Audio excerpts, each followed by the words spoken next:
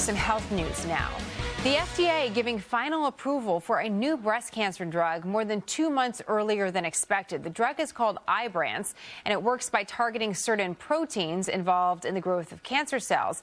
Apparently, this could forever change the way the disease is treated. For more on this, we are joined by Dr. Erika Hamilton, Associate Director of the Breast Cancer Program at the Sarah Cannon Research Institute. Dr. Hamilton, is this a game changer? Thanks for having me, Jenna. I think this definitely has the possibility of being a game changer. This study that was the study that palbociclib, or IBRANCE, was approved off of was Paloma-1, and it showed a near doubling of the progression-free survival for women with first-line metastatic hormone receptor positive breast cancer from 10.2 to 20.2 months.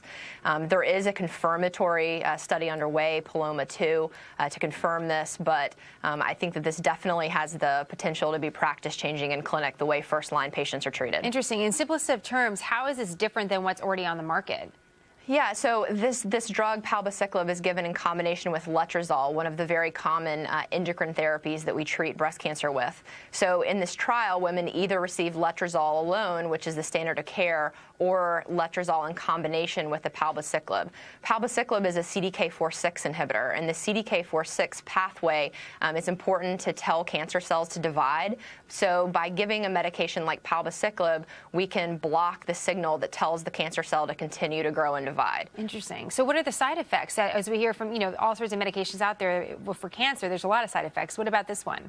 Right, and that's a great piece of news for patients is that this medication is oral. It's a pill that patients can take at home, and it's very well tolerated. We've had the opportunity to work with this compound in clinical trials at Sarah Cannon, and it's very well tolerated for patients. The most common side effects is a low white blood cell count, which is normally asymptomatic for patients, as well as some fatigue or just general tiredness. Interesting. So not major side effects, although those certainly can impact your life, and I don't want to make light of it. If cancer, certainly breast cancer, has impacted my family, and I know so many others, doctor. And it's interesting to see that the FDA approved this quicker than thought.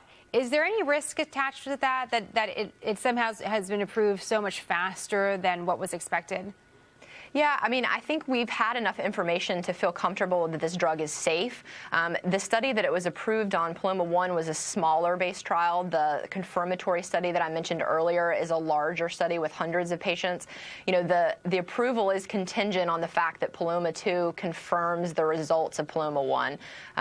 But I think that it's probably going to look very similar, and I think that this has the opportunity to be the new standard of care. So can patients walk in today and say to their doctor, listen, I just heard about this new drug on Fox News and I really would like to try it? Is it accessible to everybody?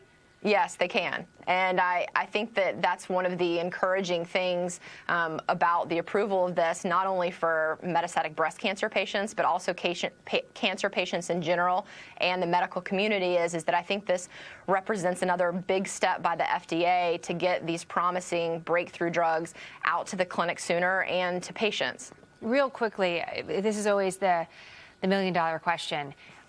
Is this a sign that we're closer to a cure for cancer? Are we getting closer, doctor? Yeah, I think cancer has become more of a chronic illness. Before patients didn't do very well with cancer. Every year we make more and more breakthroughs. We have more drugs available, better ways to treat cancer. And so I think this really is becoming a chronic disease that patients live with and can continue to live their lives with instead of, a devastating diagnosis sometimes. Well, it's nice to have a little good news or something to focus on here. Dr. Hamilton, thank you so much for the time today. We appreciate it. Thank you for having me. That is good news. All right, new developments in the battle against